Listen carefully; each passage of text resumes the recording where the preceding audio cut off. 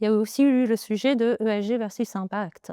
Parce que souvent, beaucoup de personnes mettent tout dans le même panier, donc tous les fonds durables, tous les fonds ESG, et cetera. Ouais, les trucs pour sauver la planète, quoi. Ouais, mais là-dessus, il faut faire la part des choses également, parce que dans la construction même des fonds ESG, bah, finalement, on part d'un point de départ, donc un indice global, par exemple, et ensuite on applique des filtres. Bon, je ne vais pas m'étendre sur, la qualité des filtres ou, chacun met finalement ses paramètres. Donc c'est défini par les sociétés de gestion, c'est défini par le gérant, c'est défini par différents acteurs et à la fin finalement, on a un univers qui est dit durable. Bon, ça c'est la construction même d'un fonds ESG.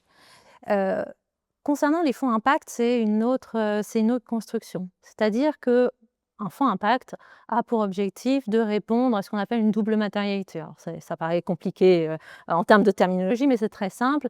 En fait, il faut en premier lieu répondre à une matérialité, impact.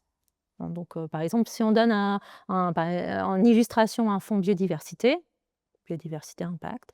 En premier lieu, il va falloir répondre à une matérialité impact biodiversité et en deuxième lieu, de répondre à une matérialité financière. C'est-à-dire en termes de construction de portefeuille d'un fonds impact, il faut prendre dans l'équation les deux paramètres.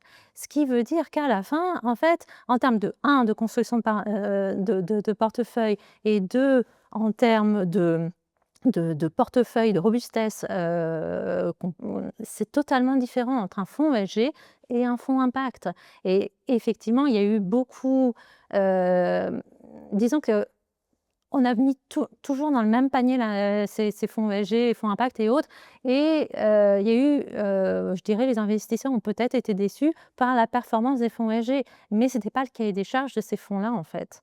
Et donc du coup, ça a créé un peu de la mauvaise publicité pour l'ensemble des fonds durabilité, globalement.